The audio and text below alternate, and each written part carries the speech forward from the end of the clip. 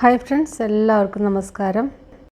അപ്പോൾ ഇന്ന് സാധാരണ നമ്മൾ രാഗി ദോശ ഉണ്ടാക്കുന്നതിൽ നിന്ന് വ്യത്യസ്തമായിട്ട് നല്ല ടേസ്റ്റുള്ള രാഗി ദോശ നമ്മൾ ഉഴുന്നൊന്നും ചേർക്കാതെ പെട്ടെന്ന് എങ്ങനെയാണ് ഉണ്ടാക്കുന്നതെന്ന് കണ്ടു നോക്കാം.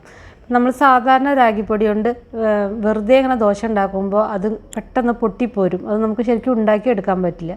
ഇതുപോലെ നിങ്ങൾ രാഗി ദോശ ഉണ്ടാക്കി നോക്കൂ, നല്ല ടേസ്റ്റാണത്. നമുക്ക് കണ്ടു നോക്കാം എങ്ങനെയാണ് ഉണ്ടാക്കുന്നതെന്ന്.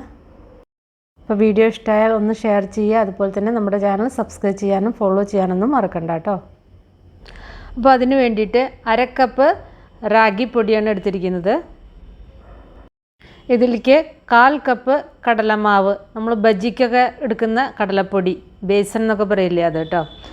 ഇനി ഇതിലേക്ക് വെജിറ്റബിൾസ് ചേർക്കാം.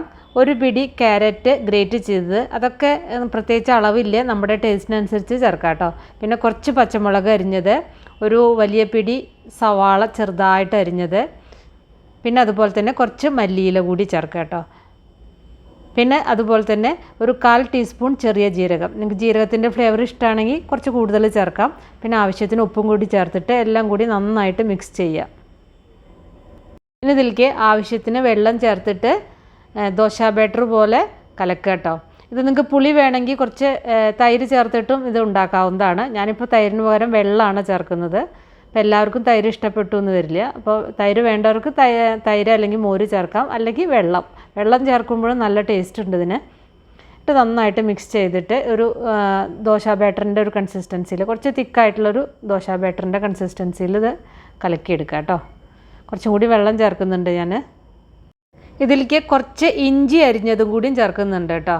അപ്പോഴാണ് അതിന് നല്ലൊരു ടേസ്റ്റ് എനിക്ക് തോന്നിയത്.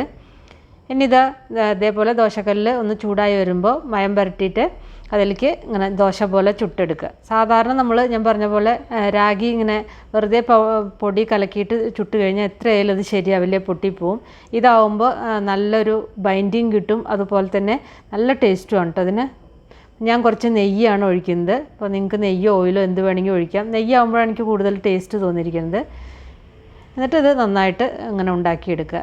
ഇത് ചട്നിയുടെ കൂടെ കഴിക്കാം, അല്ലെങ്കിൽ ചൂടോടെ അതുപോലെ അങ്ങനെ വെറുതെ അങ്ങനെ കഴിക്കാനും നല്ല ടേസ്റ്റ് തന്നെയാണ്. കണ്ടില്ലേ? എപ്പോഴും നമ്മൾ രാവിലത്തെ ബ്രേക്ക്ഫാസ്റ്റിനും ഉച്ചയ്ക്കും എല്ലാ സമയത്തും നമ്മൾ അരിയാഹാരം കഴിക്കുന്നതിന് പകരം ഇങ്ങനെ ഇതേപോലെ ദോശ ഉണ്ടാക്കി കഴിക്കുകയാണെങ്കിൽ നല്ലതാണ്. നമ്മൾ ഉഴുന്നരച്ച ബുദ്ധിമുട്ടൊന്നും വേണ്ട, വളരെ ഈസി ആയിട്ട് പെട്ടെന്ന് ഉണ്ടാക്കിയെടുക്കാൻ പറ്റും കേട്ടോ. നല്ല ടേസ്റ്റുമാണത്. ഇത് പിന്നെ ചട്നി ഒന്നും ഇല്ലെങ്കിൽ തൈരിൻ്റെ കൂടെ, കട്ട തൈരുണ്ടെങ്കിൽ അതിൻ്റെ കൂടെ നല്ല ടേസ്റ്റാണ്. അപ്പോൾ നിങ്ങൾക്ക് വീഡിയോ ഇഷ്ടമായാൽ ഒന്ന് ഷെയർ ചെയ്യുക. അപ്പോൾ നമുക്ക് വേറെ ഈസി റെസിപ്പി വീണ്ടും കാണാം. താങ്ക്